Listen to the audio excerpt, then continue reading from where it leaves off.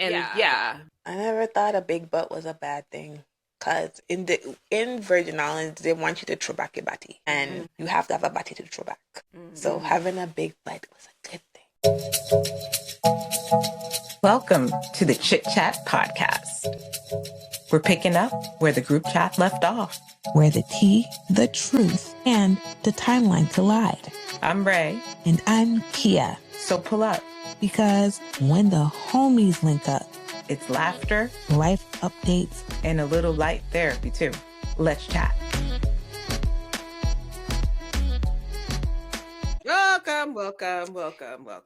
First off, welcome to the ChitChat Podcast, where we give a mic and a seat to all the things that us ladies talk about. I'm your girl, Ray. And I'm Kia. And today's episode is about body image. Body image after 40. Mm-hmm. And I think it's appropriate today. I woke up on the ugly side of the bed. You say that, and I'm happy we get to talk about that. What? Yeah, and you say that while I'm eating gummy bears. Yeah, but you cute. You cute. Today you giving beat face, hair on full, soft. You know, you're wearing the yellows and you're wearing the cute tops. Thank you. No, today I'm having a moment, but we can talk about all of those things. Okay. So they say that black don't crack. But baby, in our 40s, are we seeing some chipping? Are we seeing some dents? Some drooping? And that's what we're going to talk about today. I think we just want to have a look and talk about how we feel on this side of the age range, and really even explore just some of the things, like our body image and like how it's changed over the years and how are we feeling now? What is it? What's different? What's the same? But first, ladies and gentlemen, let's talk about you are not going to believe this shit. Y'all are not going to believe this shit. So, a passenger gave birth aboard a flight from Jamaica to New York. And this was recently, a couple days ago. Girl, I just need to know what happened. Well, the baby was born on the plane, so technically they might say it doesn't have a country. We don't have all those details, but I have the details of what happened, allegedly. So on Caribbean Airlines, a passenger is confirmed to have given birth on the flight BW005. It was on April 4th, 2026. And they never said it was a big emergency on the plane, which means I think that the crew had it under control. Go Caribbean Airlines. They handled it. All right. So the ground control asked the pilot, okay, was the baby born already before it lands? And then they said, all right, tell her she got to name the baby Kennedy. That's what the ground control operator said. Because she was landing at JFK. That's a cute one, though. It's a cute name. I'm not mad at it. Yeah, I love Kennedy. So, yeah. So that happened. I was like, damn, you're not going to believe this shit. And this is not a story from yesteryear. This is a now story. So I was like, well, damn. I believe this. People have babies all the time on the plane. I think it's cute, the name, though. Aren't you supposed to be a certain... You can't fly, right? You shouldn't fly after a certain marker for the reason that you might have the baby. But if the baby's premature or sometimes you got to do what you got to do, there could be a family emergency. So you never know. But I think it's after I think it's like in your like the last 2 months or something like this, in your third trimester, you shouldn't fly. Okay. But yeah, for the purposes of like this happening. Yeah, I thought it was cute. That was cute and light because it wasn't that like was light. Yeah, it wasn't like I was ready I was ready for you to be like, and then ICE came and took the baby away, and I would be like, oh shit. No, I'm on good vibes, child. Good vibes. I believe this shit. I do believe in it. So did they name the baby Kennedy, or was just a joke? It was a joke that the ground control operator told the pilot. Oh man, this one is cute. This is a cute one, but I'm like a little disappointed, Kia. I was looking for the super you be bringing the heat. You be bringing the heat. I thought this was cute. I thought it was light. Sometimes also, I don't think I have one today. Is you sure? I have another one. Yeah. I have light ones. Everything is light. Give me another one. So the other one is using up my stash. I usually have a couple in the holster. All right, so this one is another light one. So there's a Michelin listed restaurant that's launching a new drink menu. Right? Okay. New drink. It's summertime. All about the hydration. So it's spring. It's springtime. Well, we're about to be in summer. So this is summer prep time, I guess. But this menu is just of bottled water.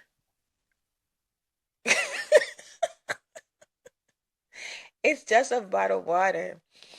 All right. The French are known for their fine wine, but this restaurant is making a splash. They only are having like high value water. This restaurant is known for having 140 varieties of wine, but now they are trying to accommodate people who don't drink alcohol, and they're simply providing hydration style beverages, and they're offering a whole menu of bottled water. So I actually find that to be very interesting, and I think I could build on you're not going to believe this shit with this, because this is something actually that I had saw. Like, thank you for saying that, because now I'm like, I have one, and it's related. Is that there's now like certification to be a water sommelier. And a sommelier is a trained professional who evaluates bottled water based on mineral content, total dissolved acids, and I think terroir. We all know there are wine sommeliers, but there are now water ones, and they actually have like training. You can go to the Fine Water Academy, or the German Mineral Water Trade Association would give you that certification. Wow. So yes, if you are right, they are going into the water world. And to be honest, I think that I might have the best water in the world from my fridge. In the tap? No, girl, not the tap. Don't drink that tap. The refrigerator. Oh. We have a Samsung refrigerator, and girl, this water is popping. People will come here and come back to me like, what kind of water is this? It's legit a thing. At first when we got it, I was pregnant. So I thought it was just because, pregnant, you be thinking things taste good. But it's what is that? It's building up a following. Not a following. It is building up. Yeah, no, dead ass. I can't wait. I'm gonna ship you some. Ship me some water. I'll ship you some of mine, because I've had people come here working. They like your water too? Yes. They was like, this water is good. And what if we do a water tasting? We could. Let me tell you the name of the restaurant. Let's give the restaurant a shout out. Maybe we could go one day.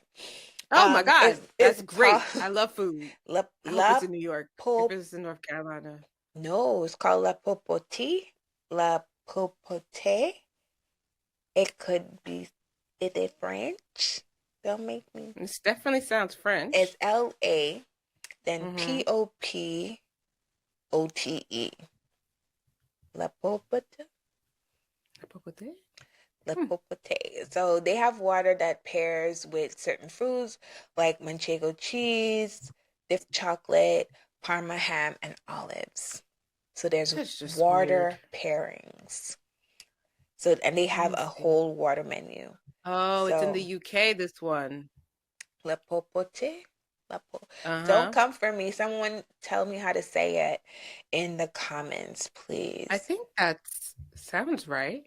And But I'm now that I Googled, mhm. there's 1, 2, 3 other restaurants that are I now. have it. So you have Patina Restaurant in Los Angeles, is also known for this world-renowned water sommelier, Martin Reese. Nice. He's famous, girl, world-renowned. The Nice. Inn at Little Washington, which is in Virginia, features a specialized water menu curated by sommelier Cameron Smith, offering luxury options like 15,000-year-old iceberg water.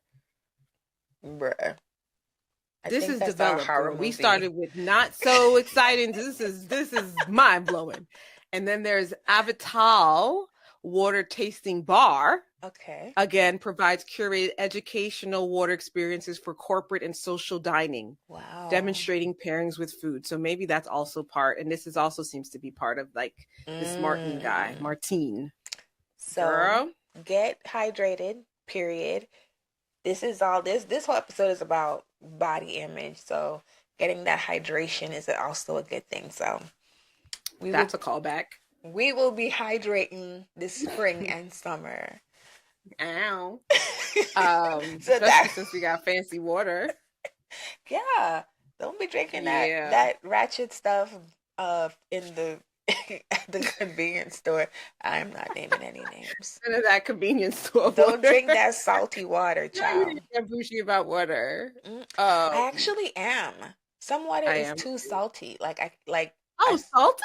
Yes. As soon as I drink it, I feel this little itch here in back of my throat. So certain waters I don't drink, and I will venture. If it's the only thing to drink, I might drink it. But if I have a choice, I won't. I have a couple of brands that I don't like the way it tastes. To me, it tastes this is corny to say. Chemical? It tastes flat. It does not. How about this? It does not taste crisp. Right? I believe it. And there's the popular one that I just be like, I'm good. But there are some really delicious ones. I think Fiji's one. Mm-hmm. Smart Water is one. Which is the other one that I like. I like Essential. Essential water is actually wet. So it's wet water. I'm sorry, say what, Anna? The water is wet and it's quenching. And some They're water not all wet? No, some water is salty and it is thirst inducing water. It's still wet. No? Not girl. Not how if I'm anybody listening to this has a favorite water, please let me know what it is. Yeah. We'd love to include it in our tasting. But also, if anyone agrees with Kia saying some water ain't wet, also let me know, and I'd like to talk to you. Essentially, because there's one thing water is, and I thought it was water wet. Ain't wet. It's not water. All right. It's dry. Well, when I could think about it's just dry in my throat. And I don't want the water conglomerate to come for me, so I'm leaving their names. Yeah, that's why I'm not mouth. dropping names of the ones I don't like. Yeah, I'm leaving their names out my mouth and their water. Okay. Your dry ass water. That was, you're not going to believe this shit. But no, good. I think it's a good one because talking about water, that's what do we think of our bodies and how it's functioning today. But before we started, I feel like we always like to set you up with a definition. Yes. Mm-hmm. And just so that we're on the same page, we want to talk about what is body image, right? What is that defined by? And the Stanford University medicine, they define body image is a person's perception of and relationship to their own physical body, including how they see it, how they feel about it, and how they believe others see it. But I think what's really important, actually, which is it's not about how your body actually looks, okay? It's about how you feel in it and not how it actually looks. But you pop in, your body image should be good today. I actually feel Um, good today. you look really cute today. I'm like, again, Thank you. I'm not feeling myself today. I'm not Aw, feeling myself today. girl. I'm gonna tell you why. I'm not Mm-hmm. feeling myself today very much because one, my hair. I'm in that awkward phase of growing out my little afro. I normally have a Caesar or something like that, and I'm growing it out. And it's not giving me. I can't have it at this weird stage and have gray. Like I'm feeling real like looking like somebody, I don't know, auntie, Mm. whatever. I'm not feeling myself, and I also think that I'm gaining a little bit more weight back, so it's like showing in my face. Previously I had, you guys know, I had a baby not too long ago, and I lost a lot of weight breastfeeding, and then I gained a lot of weight, more weight than I've ever had in my life, and I then found out I was diabetic, and then I went on Ozempic for the diabetes and lost some weight, and now it's coming back. And also I kind of don't really identify with having a little weight. I've always been really skinny in my whole life. So I'm just feeling a lot of things. So pardon me as I shit on myself today, but not like physically, but like, I'm putting myself down a little bit. I'm not going to poop in my pants, but Grace. just because that's the things that I'm going through. Yeah, I feel like we all have those days, have those moments. I too felt like something the dog threw up this morning. Yeah, She is solo parenting, girl. That little baby for a solo few weeks. Well, parenting. yeah, during the week, right? Yeah, So you look great to have. thank you. Yeah, check me out like 4 hours ago. It was a mess, but thank you. We're talking about body image when it comes to the perspective that things that are unique to women of color living in this like very youth obsessed culture, And also very Eurocentric culture. Because I think that Mm-hmm. that's the unique, right? Like Yeah. the youth obsessed culture, I think impacts every ethnicity. The world is very majority. I don't want to say everybody is very Eurocentric in the main definition of beauty, right? So, and then some of us, depending on our surrounding or not, but Mm-hmm. it's something common, I think, around people of color. Women who grew up in like the 90s or the late 80s 90s, it was really pushed hard on us, the Eurocentric standards of beauty. They still are. Things have kind of like ebbed and flowed, allowing us, I hate the word allowing, but letting us be able to kind of tap into some of our more cultural beauty standards. So one of the things that I was Great. thinking about was, and this is totally up your alley in regards to that, is media, right? Is that from the era that we grew up and up until now, I think that types of media have expanded, right? We all had like few sources to get our definitions of, and like the stars. It seems that now there's so many different varieties that you can access because it's accessibility that will show you different varieties of people. So hoping that that's also contributes to why it expanded our view, because because they let the control expanded. Yes, different kinds of media, but some of the stricter Eurocentric guidelines were relaxed, I think, and they let more diverse faces be included in the beauty.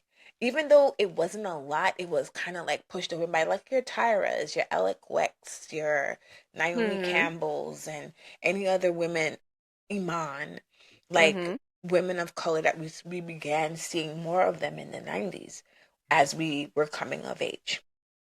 So that let us have a different view of beauty. You saw someone who had darker Your skin, complexion.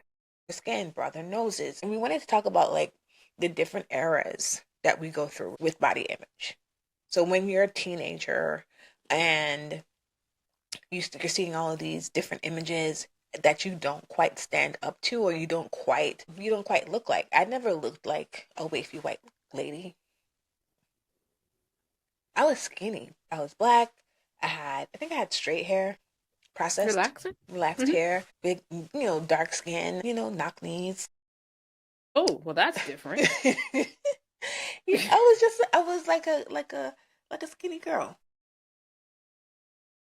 The ways we were feeling in our teens, looking for ways to identify. We have a new body, boobs are high, butts high, all of that, and you're looking for some kind of acceptance.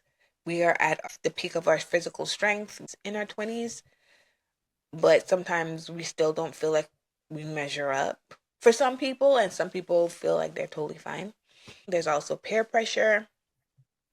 There's an influence. There is a study that you sent that I was referring to. It does like your family influence on beauty, having to do with what your mom and grandma think pretty is, and they instill that in you. And then you have your peer pressure, peer rejection, and wanting to be desirable. And this is like in your teens and 20s. So you're talking about a scoping review of Black American beauty studies from 1995 to 2022 by Jaleesa Reed and Christian Miller. Mm-hmm. So this was a study that I had found, and Miss Jaleesa was kind enough to send it over to me without me, so that we can reference. And I think what the study did was really take a look at a lot of the beauty studies that already exist, targeting specifically the Black woman, and kind of isolating and summarizing what some of those impacts are. And for us specifically, we wanted to look at it from like, what are those external factors that have impacted us at these different stages of our lives, right? So I think that the way we had looked at it was from kind of like childhood and adolescence, in our 20s, adulthood, maybe in our 30s, and then 40s, midlife and beyond. And I think to what you were saying is that one of the main things I think that we'll find across all ages is that Eurocentric definition of beauty, right? I think that defines beauty, features, body type, color of skin. That is very common about us, how we compare ourselves, right? Mm-hmm. I think you'll find that. But also I think uniquely, and again, I think Nakia was we wanted to be very clear about this, uniquely for a teen, for example, there might be more impact from maybe peers and media versus maybe when you're in your 30s or 40s, that your body image, your vision of yourself is based off of maybe cultural things, maybe work life, your professional environment, so on and so forth. So yeah, I think that, but I wanted to know, again, it's interesting to hear that commonly, I suppose, in your teens, I think a lot of that pressure, if you had to like summarize, is like one of the studies that I saw, and I had surveyed a bunch of people, and it were saying that in their teens, like the number one external factor that could potentially impact your life or your perception of yourself is your peers, peer comparison, looking at others and things like that. And the majority of the respondents were Black women, with a small segment of non-Black women, but also women of color. And they were saying that additionally, just being attractive to others, and then equally media standards, which again are like those top three things that they felt like at that age impacted them. But my question to you, Nikki, is saying, what were the top things that you think impacted your body image at that age? Well, at that age, it's going to be media, whether it's magazines, television, or what have you, because you're just still learning yourself. You're at the beginning of becoming yourself. It's called programming for a reason.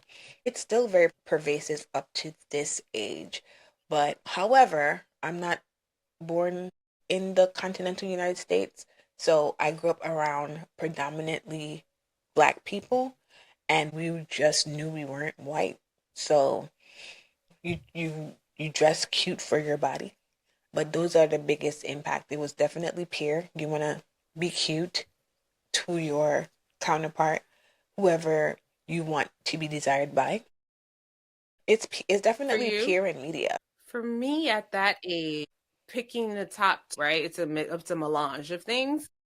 But if I had to isolate, I think for me it was peer comparison and like feeling like I wasn't as developed as my peers. Too, I don't think it was so much the Eurocentric items projected to me from the media. Like, I don't know why, but I wasn't really too worried about being like dark skin or, or anything like that. But it was like my exposure to that were my peers saying I have a big nose, or my peers saying that I have, big lips or something like that. I didn't make that connection again, because clearly they were impacted by that as well. We all are. Exactly. But I wasn't like thinking like, I'm not this girl in the magazine. Like, I didn't actively like make that connection. It wasn't something, and also maybe because I was, again, so thin that I was also like not, I wasn't, because they talk about having a big butt was bad. I was like, well, I don't got one. You know what I mean? Like, I always, I was tall and thin, but I didn't, it's not like I thought I was great. It was just kind of like they were, this is where I got it was like my peers, definitely. And yeah. I never thought a big butt was a bad thing, because everybody singing in Virgin Islands, they want you to throw back your body, and you have to have a body to throw back. So having a big butt was a good thing. I never understood that. Yeah.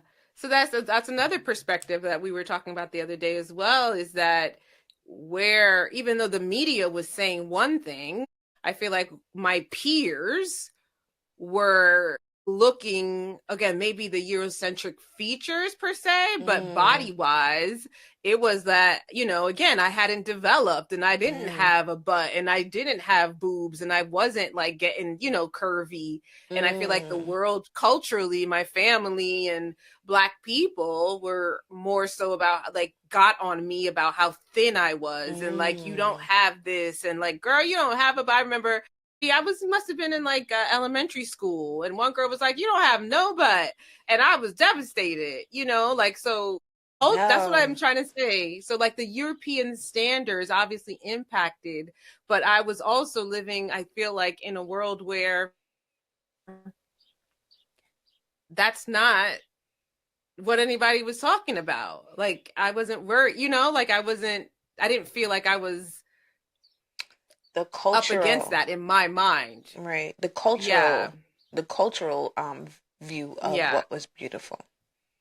So I guess that's another layer. I don't know. I was dark.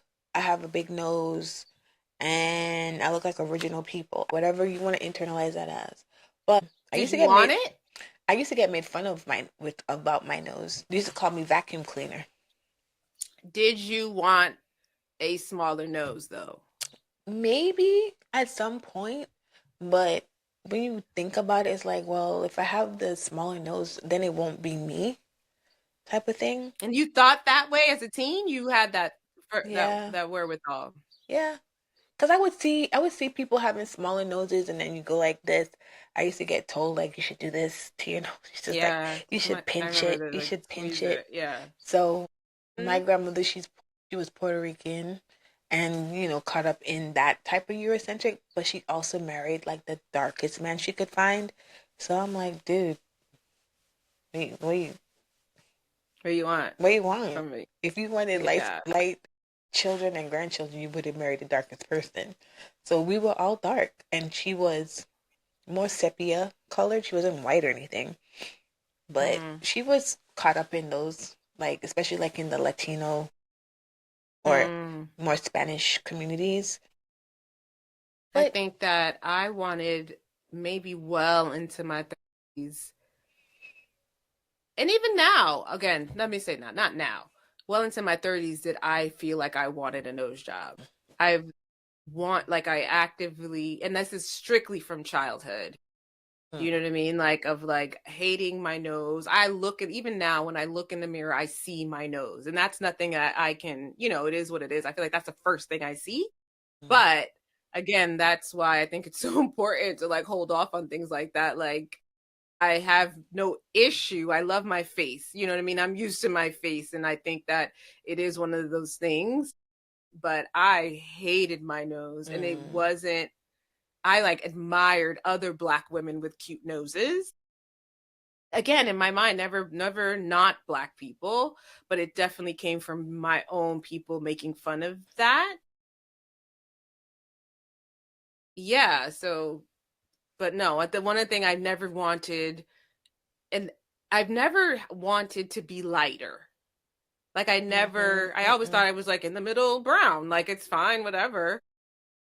And I also felt pride because like I was like there was no confusion, you know, like about where I'm from. Yeah. I mean, like, we still don't know where we're from per the DNA test. But Nigerian. Oh, I didn't forgot to look. I have to remind myself. I know. I think I had Nigerian was a big piece of it. That's what they say. But my DNA is from all over the world, like literally. Yeah, because the way I was looking at it is from the different ages, is trying to understand like at these various decades, was it peer pressure, like the peer comparison? Was it more media? Was it the year? But again, looking at those main things across all of those decades and generations and trying to see what wasn't impacted. And I thought it was interesting to see that it was similar for others and that it did change as you got older. What external factor impacted how you feel about your self-image kind of shifted in a bit. And I thought that was for me is the most interesting part. And I do agree. I think from my own personal experience, again, when I became a little bit older, let's talk about like 20s and let's say college age 20s, more so than it was peer, it was more so desirability for me.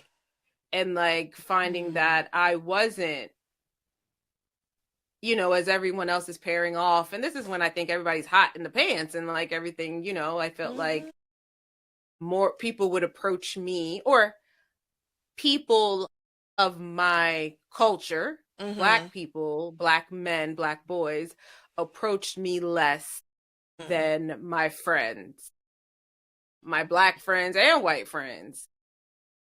And it actually was more, I had that were more white men that approached me at that stage of my life.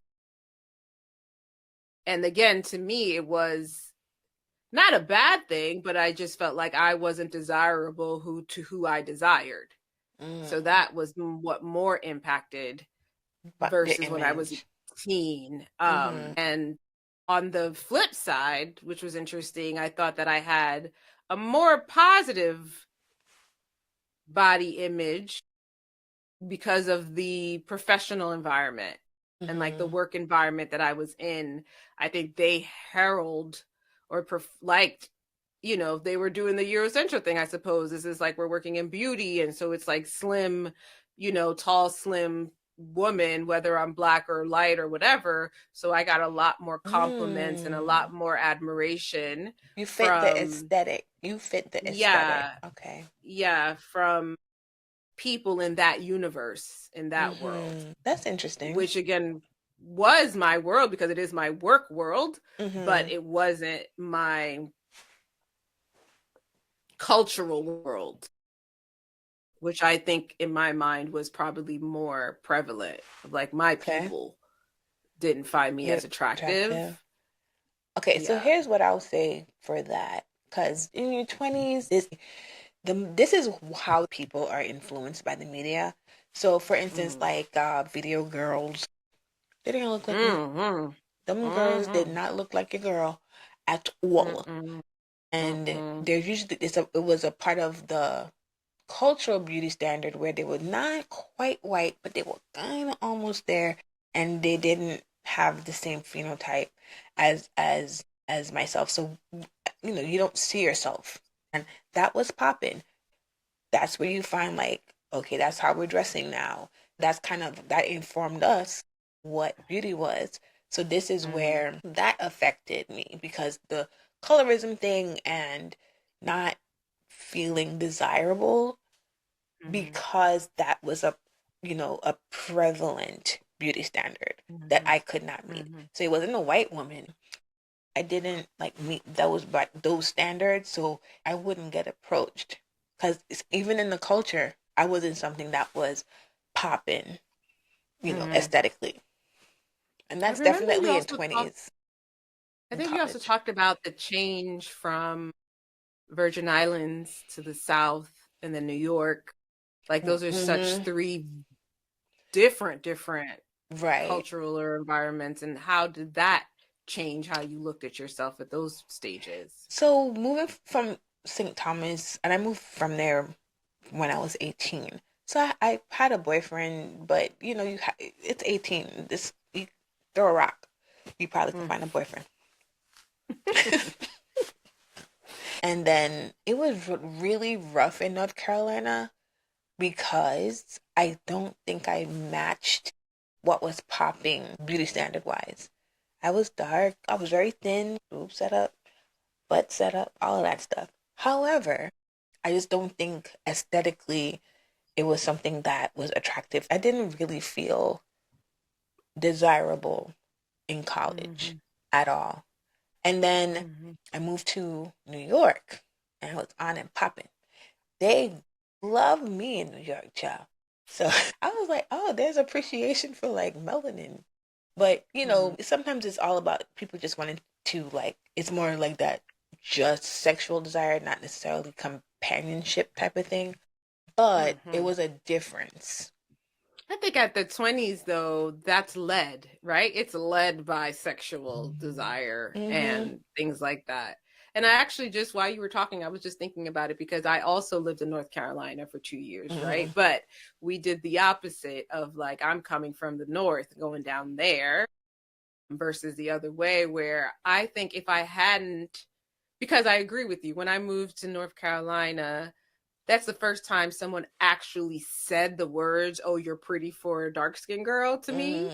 You know what I mean? But it's also where I think I was hyper aware of the like African American. Again, I'm Haitian and thing, but I felt like that's where I really, really tapped into the African American colorism experience, and seeing, the Southern fair skin dynamic.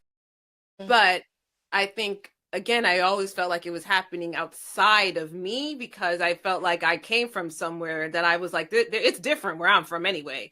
You know what I mean? We dress different, we talk different, things are different. So I almost felt like it was like an observance and something that I was like, I ain't from around here. So it wasn't like, it didn't like impact me like that. But also I think when I got down there, I feel like I got a boyfriend. You know what I mean? And I found a boyfriend who was super into Black women. So I feel like you know what I mean? Like I was loved by someone. I didn't even have time. We must have got school started in August. We might have met in September, and we were together till I moved 2.5 some odd years later. So I don't think, you know what I mean? I think I kind of was in a little bit of a bubble of someone who constantly, complimented and loved my Black ass, like in this bubble of, of light skin, they were not soft feeling hair situation. They were not I feeling. Definitely saw it. Yeah, they were not feeling me. 'Cause I feel like I am aesthetically was just not their cup of tea. I just never felt pretty until I got older. Same. Because I just internalized all of the bad things. So it's like, well, you gotta like me or don't like me, and you go with it. But it did affect my body image. It did. I ain't gonna lie to you. Like you said the other day, there's a butt for every seat or something like that. I knew that it was like somebody, I'm somewhere in the middle, and I'm okay with that. I didn't feel beautiful though. Right. Yeah. But I've been known to say this. I'm an acquired taste, right? If you like me, then this must be your cup of tea. Why do you think that? To say that you are an acquired taste? Because I don't think that I'm the norm of what people think is pretty. Or based on our programming, I wasn't. What do you feel about it now? Now I think that people think I'm pretty. And I think, but I'm grown now. So it's like when you're younger, you have all these insecurities, and it plays into the insecure parts of you. And when you get older, you get a little bit more secure with yourself. So whatever they think doesn't matter. But facts. So let's go into the 30s, right? After you go to your 30s and 40s, or the things that impact you as far as like having children, postpartum bodies, your career stress, possible lack of economic accessibility. This would be to like nose jobs, tummy tucks, the different ways you could augment yourself if you're really not loving yourself. And then relationship dynamic. Like, what in those things affected you in your 30s? Any? In my 30s, I think I still was suffering from peer comparison, less so desirability at this point. Up until I had kids, I have just been stick skinny, and people would other me. I felt othered. Like I'm not, like I haven't developed like that. I'm so thin. People would comment all the time, and like it made me feel like I stood out negatively because of how thin I was. And even though, again, like I said, in my work world, maybe people might admire it, but they still commented like, "Oh my God, you were so skinny still," and like this. So I always felt like othered, even then. And it was even worse. I'm like, damn, we are old. Like, like when am I going to have an ass? But I do think that also in that time period, I feel like there is a matter of style. I feel like my personal style and like how I show up in the world was even stronger. And I felt very confident about that. So again, I think it was maybe peer comparison. I think I had already got the guy, you know what I mean, that I wanted, or had the attention of the kind of guys that I wanted. And, it wasn't so much that, but I still felt like I don't have a body. I've always craved to have a body. And I didn't for shit. I might even go so far as to say I still don't, but I had a short window where it was popping. I swear to God. So yeah, these are the things that, again, that I thought most about. I think it was just more internalized comparison to my peers. Everybody was I just wanted to be more voluptuous and just more sexy and those type of things. And it's just, I guess, the grass is always greener, right? I guess it's not something that 100%. Yeah. So again, well, I would say this: people were hating. Go ahead. People were hating. People were hating because they couldn't be as skinny as you were. It's just at that point, it was. Some it was people hating. Went over the edge. Yeah. Like, oh, you look kind of nuts at this age, girl. You peaked. Yeah. I find like when people have such strong things to say, I'm like, child, you just hating, because it's like you had this look that was a look, and you could wear any and everything, and it's like most people could never be that skinny. Period. And I mean, they didn't want to be. And you probably didn't want it, but people covet that.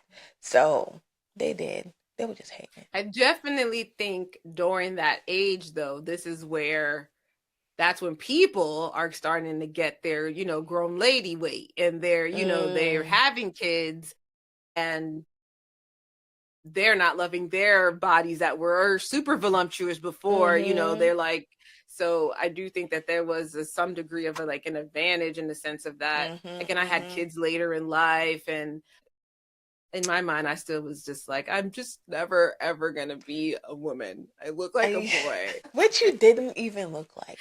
But I guess it's self-perception. Yeah, yes, it's your self-image, your body image. So it's not a bad thing, but especially when people give you grief for it and it didn't let you feel comfortable in your own body. I did not have children in my 30s. I tried. So my body pretty much stayed the same. I had an illness, and that I think kept my body deficient for a little bit. So some of it was just natural, and then I had fibroids, and that was kind of leaching a lot of stuff from my body, and it kept me thin. And post surgery, post myomectomy, I started gaining weight, and the body started changing. I think we could both identify from you don't have to work out. You can eat whatever you want. Period. Right? Still struggling. That was I can't put it down. The sugar. I can't. That was the life. That was the life. But then things have to change. And in those 30s, I had to adapt and change and know what's good for my body. And I think for the first time I started working out probably was in my 30s. For the first time for real. So I think whatever economic accessibility I did have went into, trying to maintain something. I think I had a relationship from maybe mid-30s with my husband. We started dating. So he found me cute. I hope so. For a long time. Here we are. Before I even knew it, he found me attractive. And from the time I think we met when we were in our 20s, but we were friends for a long time. And I didn't know he was looking. He didn't think he could get me. He probably couldn't. I was kind of into bad boys back then.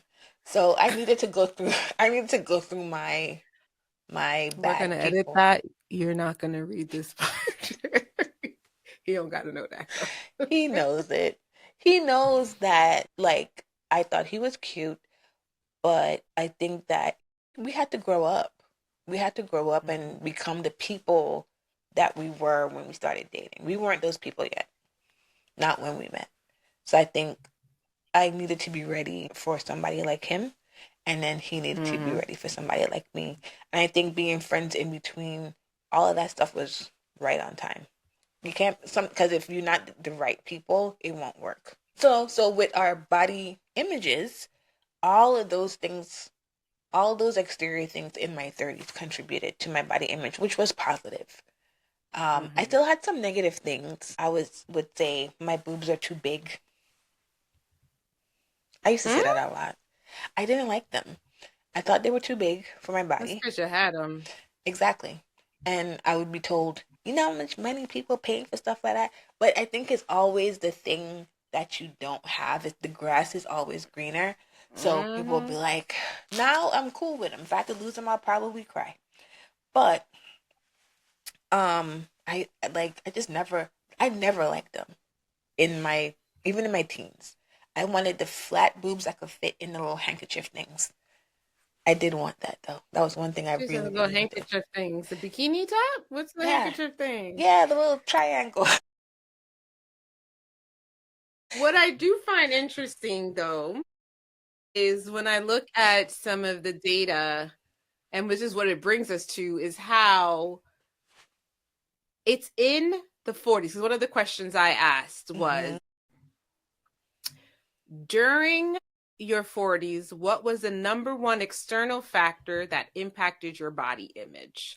And the list of things was similar to, it was the same across the board, like peer comparison, media, Eurocentric standards, cultural family, being desirable, professional environment, so on and so forth. And it's the number one was peer comparison, which 40s? I thought, yes. And the only other time in life that it was similar was in our teens. I wonder why that is, because are we looking back? I don't know if we're looking back or it's the drastic change. One, hormones are up and stuff, so maybe there's emotional elements to it, but I think that that's the uncertainty. This is where you had the biggest change that you didn't know, whether you grew taller, you got some boobs, you didn't know what the heck was going on. This is when you were filling out around the teens. And now in our older age, this is when things are like not what they were. Obviously is always, like you said, we're always chasing youth. But I do think that it is in this age, and I agree. I 100% agree. I asked when, the other question I asked that helps to this is, when looking across your lifespan, which decade was the hardest for your body image? Number one was teens, with something like 35% of the respondents. Whoa. And the second, with like 32%, was 40s. And I agree. It is the biggest change because of the hormonal changes and everything. It feels like everything you got in your 20s is what you end up losing in your 40s. It's not like you're getting a little bit too much. Yeah. That's too much of it. Like things start to droop and fall, and your hormones are not the same, or they have a different fluctuation. All of those things. I think it's just like the shape of your body is not what you know of it. And again, maybe that's a me thing, but I think, again, they talk about the tummy. Things are softer. Everything is changing. And I think it's like a lack of control. And that's what I think is similar within those two age groups. It's fast moving. For me, Right. It doesn't feel like it's fast moving, because it feels, I don't know if it's the same feeling for everybody, but like when you're in your 20s, it's a destination and you get to be free, make decisions on your own, you're grown up. And then these 20 years go by so fast. You're like, what the hell? And the only reason you realize that it's 20 years is when your body starts changing. And then the best part, I think, of all of this data, and this is actually coming back to the study by Miss Jaleesa Reed and Christian Miller, is that it says after up, midlife and up, it says, here's where the data gets more helpful or hopeful. As Black women age, they report higher self-esteem and greater comfort with their physical experience.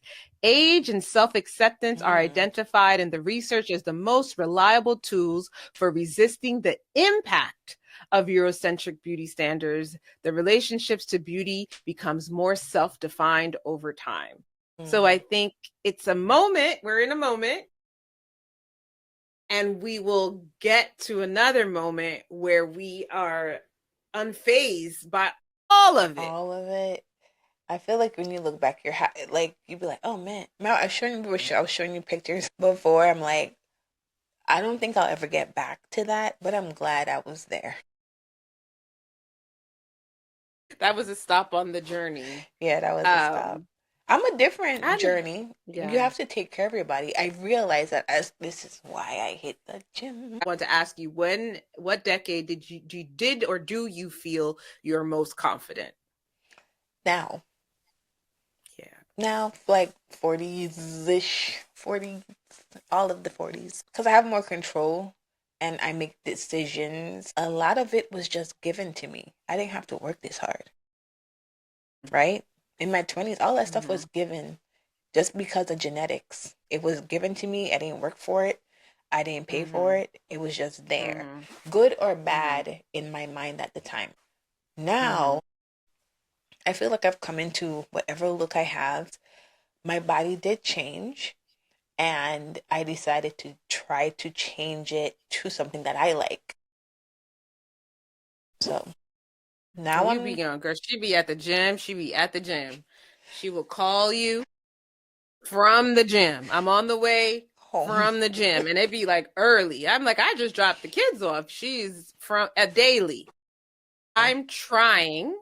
I don't think, similarly to you, I think in addition to being really thin, I think I've been naturally athletic. Naturally, so not having to work to have a natural build or like an athletic build or like have like abs or things like that.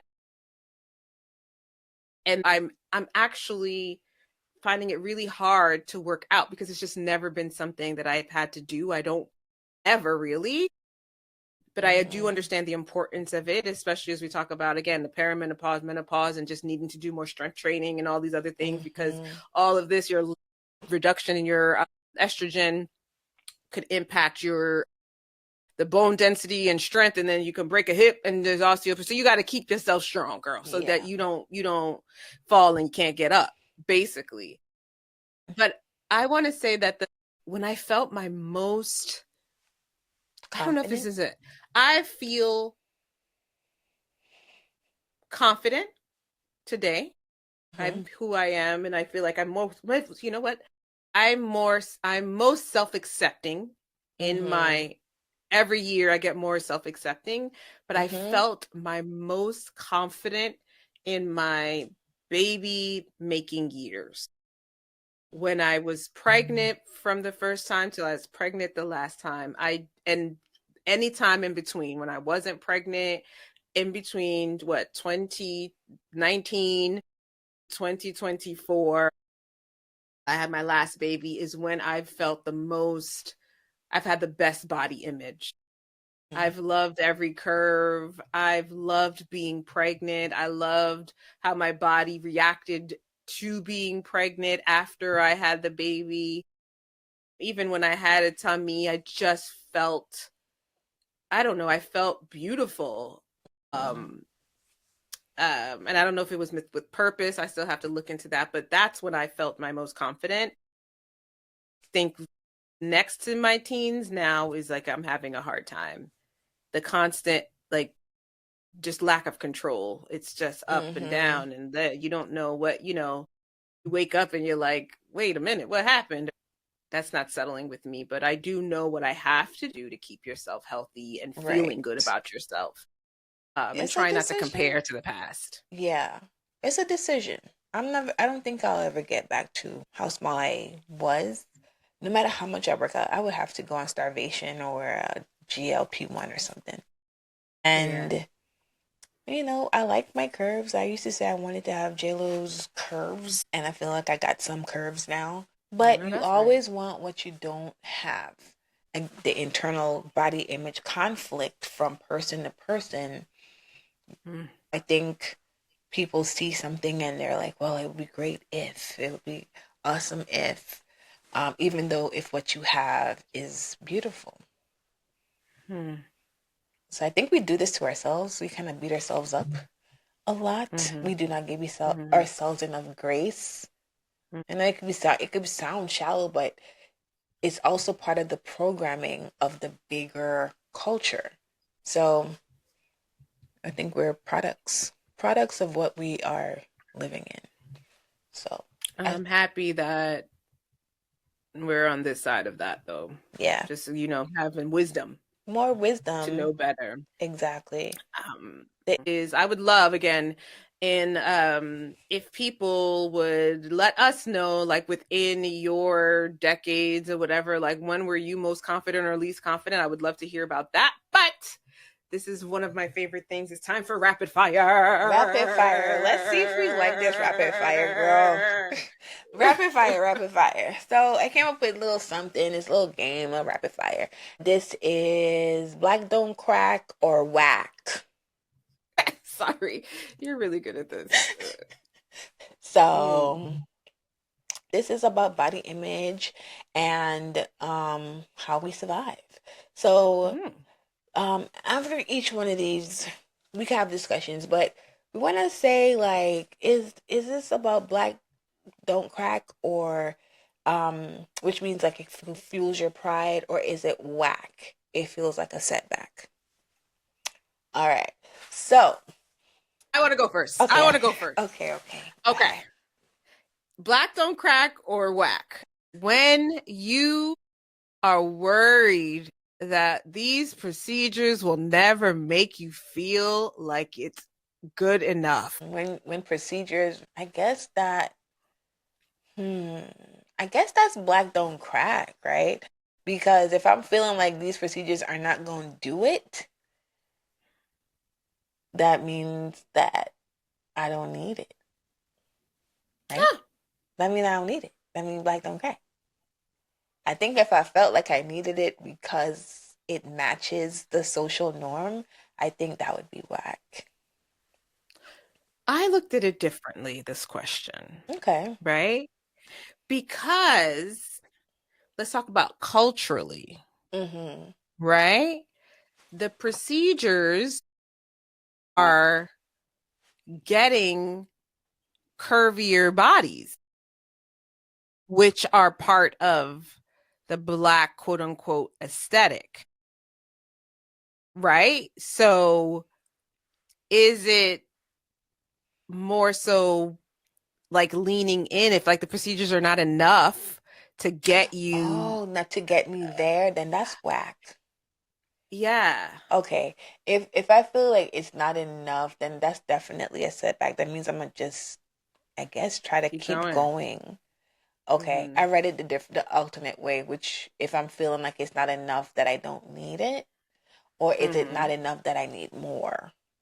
I guess you could see that. That's one of those glass half full, half empty type questions, I think. Yeah. I think that's why these would be so good. Your turn. Oh. All right.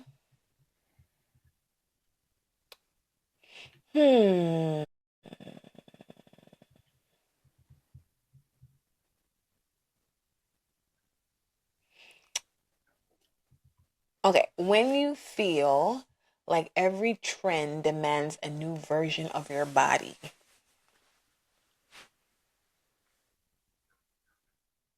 That's whack. Mm-hmm. I don't even know how to like. I think so, because I think just trying to keep up with the Joneses at this point.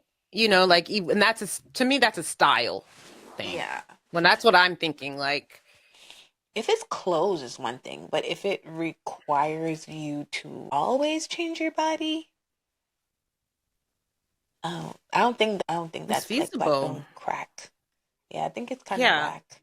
Cause I feel like it's a setback because you're always it's gonna be forever changing. So are you gonna change every time? That'd be a lot of changing. Physically, I could change clothes. Clothes could change. That's easy. But the style of clothes, fashion, things like that, and what's in, like you said, like you might not be able to pull it off because you're too busty or like you're not in. But I also feel like at a certain age, who cares? You know, you got to find your vibe within that. Mm-hmm. You know, based off whatever shape, age, or whatever you are.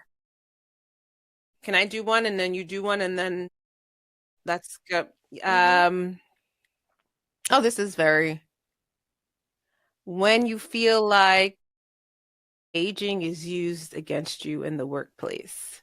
Oh, that's whack. Well, that's definitely whack, but I also do think that it's a black don't crack because they don't really know our age. Oh, for us? Yeah, because I did mention that to you. Like, it's so, like these companies are so ageist. And for us, it works unless somebody really directly asks me. I never really talk about my age. You could know a range, right? You could do a box. Mm-hmm. My box is 35 to 65. That's my box. Okay, girl, you was 30 years choice. I like it. Some people don't know. I don't know, y'all. I don't know, but it's okay. Some people I'm gonna respect her privacy. That's good. Some people don't know. I don't talk about it. I always had younger friends. I think I just always connected with people younger, and I graduated college a little older, and It just took me a longer while to finish. But I showed you a picture the other day, and you look like a baby. yeah, you can't tell. You can't tell. I think I just had an epiphany because I feel like I have the opposite. Not that I go out of my way to say my age, but I do freely share it because I think I've always come off so young. And even in my like professional environment where I might be the most senior individual, I have a very jovial personality. And sometimes I need to state my age so that you know that I'm not to be played with and that I'm an adult. You know what I mean? Even though like, okay, we kiki hee hee, but that part. I'm not a you know, like I'm not a kid, even though I might look like one or like you might think that, because I always get like, oh my God, how can you feel like you were 20? And I'm like, no, bitch. Whether people take you serious, that's the flip of the other. That's the other side of the coin. Same coin. Yeah. That's just the other side of it.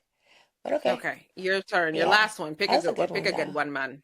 When you realize your worth isn't tied to the number on the scale. That, I don't know if like, I don't think that has anything to do with Black Don't Crack, but as a sense of like confidence, then I would go with that. Okay. Like, another thing, that's something that I've never had to experience, I suppose, that I've always tried to encourage people that you don't look like the number, you know? Yeah. And I've experienced the opposite of that, like where people are like, they tell me like, no, you're not. And I'd be like, I weigh X, Y, and Z. Like, no, you don't. Like, you less than that because I was so thin. Or even now I'll tell people like how it's like, I just always learned a number means nothing. It's really how you carry that number. Exactly. Ask you, how much do I weigh? Ask me. You want me to ask you right now? Yeah. How much do you weigh? I don't know. I don't own a scale. Period. It's facts. I haven't owned the scale since maybe in my 20s. Oh, yeah? I stopped. I don't do the scale thing because I weigh more than I look. I think I weigh more than because I carry it all different. These things already weigh a lot. Yes. And the ones in the back.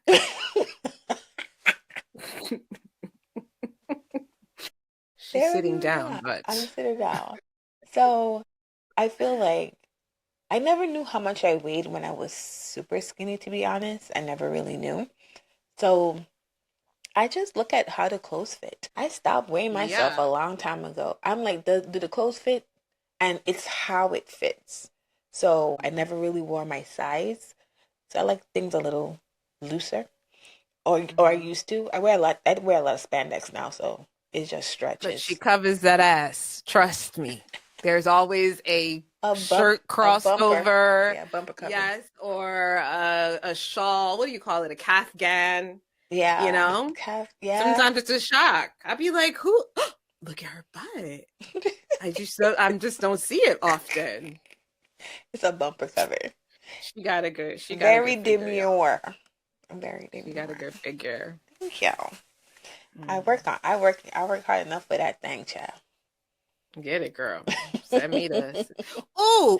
We have a listener question. What? Speaking of working out, yes. Can we talk about your outfit and your top? Oh yeah. And the Kia core?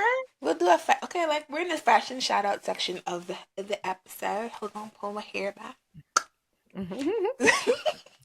All right, so we have on a Kia Core print. Kia Core is my clothing company, Kia Core Apparel. So I hand drew and designed different tops. And these are more athleisure wear, but you could pretty much wear it anywhere. You could dress it up, dress it down, do whatever you need to do. I wear it to work out. I wear it to chill. You can actually just go out for a night. They come in vibrant colors, or you can get black and white.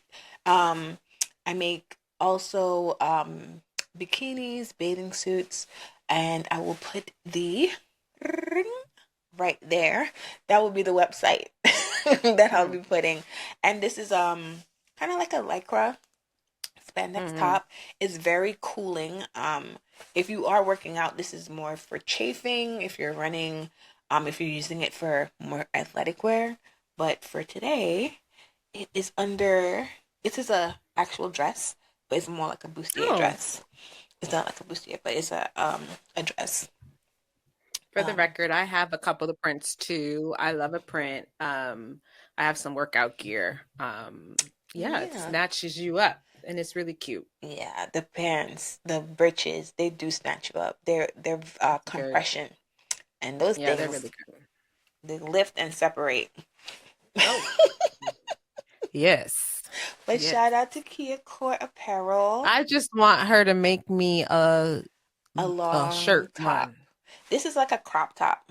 I live for a crop top. I told y'all that in episode 1. I live for a crop top. As long as you have a cropped area, I'm showing it. No, my menopause stomach. That's as a result of the 40s, and I'm gonna work on that. It's a decision. I would say that. I decided. Even when it wasn't working, I was exercising and nothing was working because I was on the IVF drugs and stuff. But once I stopped, I started being able to change it. But I had decided that I'm going to do this. So I've been doing this ritualistically for maybe this is maybe 6 years. That's what's up. I have to say that I remember you talking about like, oh, I'm going to go to the gym. Like I've watched you go from the start to now, and it's really, really cool. I feel very inspired by it. On the workout thing, and that's again, I wore this to there. I want to give a shout out actually to Run Like a Mother. It's a running group that I've joined, and it's a bunch of moms, and some are novice runners, some are like marathon, so on and so forth, but they have the like no mother left behind policy. So we go running. I haven't been running lately, but I admire them and I want to be a runner, and they give all the support and for us to work out and to like just be out there. So I want to give an extra special shout out to them because I would have never thought I would have been a long distance runner. Growing up, I was a sprinter, and if you told me to run anywhere long, I'd cry. But these women encourage, and I'm still trying, very much still trying. But shout out to them. Do you want to close out, Kia? Yes. Oh, let me do one last thing. I'm gonna give a shout out to my gym peoples. I had a trainer for maybe a year, and currently go to Burn Boot Camp, and that's more for endurance and stamina, which is something that I really, really need, and I didn't have that before. I wish I could have both of them at the same time, but economic accessibility is an investment. It's something that I have to invest in order for me to keep going. It clears my mind. It's good for my body. So, all right. Do you have a listener question?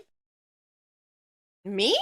I want to hear about their body image. Where in their lifetime did they feel most confident? When have they felt least confident? And I would love to hear about what do you think has been more impactful to that version? All right. So are we thinking that black don't crack, or is there chipping? I still think it's black don't crack. It don't crack if you take care of it. All right, y'all. So the group chat is closing for the day. If this conversation hit home, make sure you like, subscribe, and share this episode with a friend who you think would definitely have something to say in this chat.